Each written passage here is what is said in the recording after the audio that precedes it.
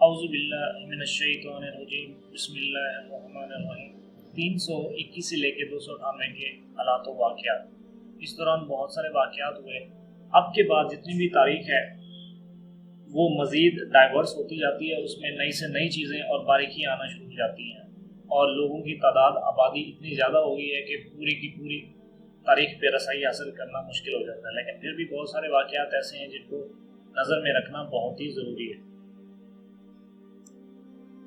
321 قبل مسیح کے دوران، اس سے پہلے جو بھی سکندر اعظم نے فتوحات کی، اس نے اپنا گہرا اثر چھوڑا۔ جہاں جہاں سے بھی گزرا اس نے وہاں پہ شہر آباد کیے، وہاں پہ اپنا سسٹم نافذ کیا، وہاں کے لوگوں کو اس نے سخاوت سے متاثر کیا، وہاں پہ شادیاں کی اور لوگوں کو تعلیم تربیت کے لیے یونان بھیجنا شروع کر دیا تاکہ لوگوں کے درمیان ہم آہنگی پیدا ہو اور ایک عالمی بھائی چارہ قائم ہو۔ انہی خوبیوں کے ساتھ جب وہ برصغیر میں آیا تو کورٹلیا جو کہ ٹیکسلا میں موجود تھا اور وہاں پہ ایک طالب علم کی حیثیت سے پڑھ رہا تھا، تعلیم حاصل کر رہا تھا، اس نے یہ سارے حالات و واقعات کا مشاہدہ کیا اور اس نے اپنے لوگوں کی خوبیاں خامیاں بھی دیکھی اور باہر کے آنے والے لوگوں کی خوبیاں خامیاں بھی دیکھی، اور ان کو مشاہدہ میں لانے کے بعد کورٹلیا ٹیکسلا سے حالات کی تنگی کے پیش نظر اور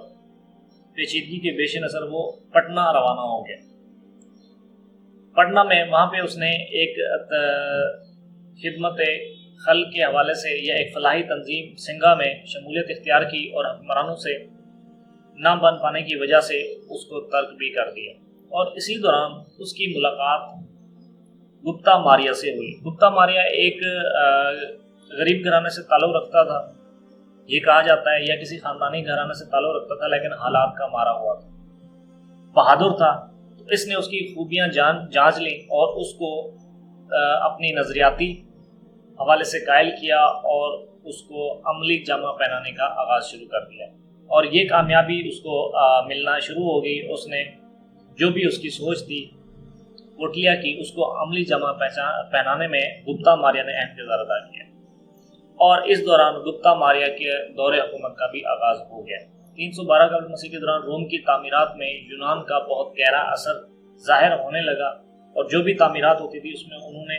یونانی طرز عمل سے کاپی کیا ہوا تھا۔ سڑکوں کے جال تیزی کے ساتھ پھیلنا شروع ہو گیا، لوگوں کی موومنٹ، حرکت اور تجارت تیزی کے ساتھ حکومتی لیول پہ پھیلنا شروع ہو گئی۔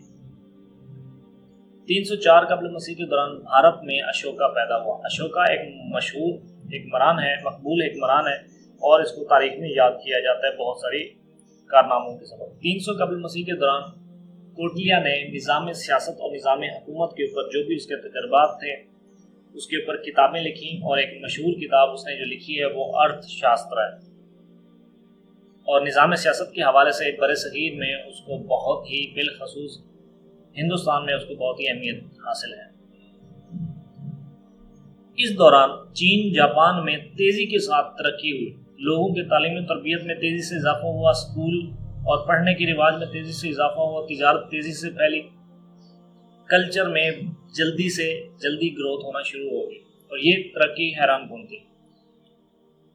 اس دوران یونانی ریاضی دان یوکلڈ نے پلین جیومیٹری اور نمبرز کی خصوصیت پر ایک کتاب لکھی جس کا نام اس نے ایلیمنٹ کا نام دیا۔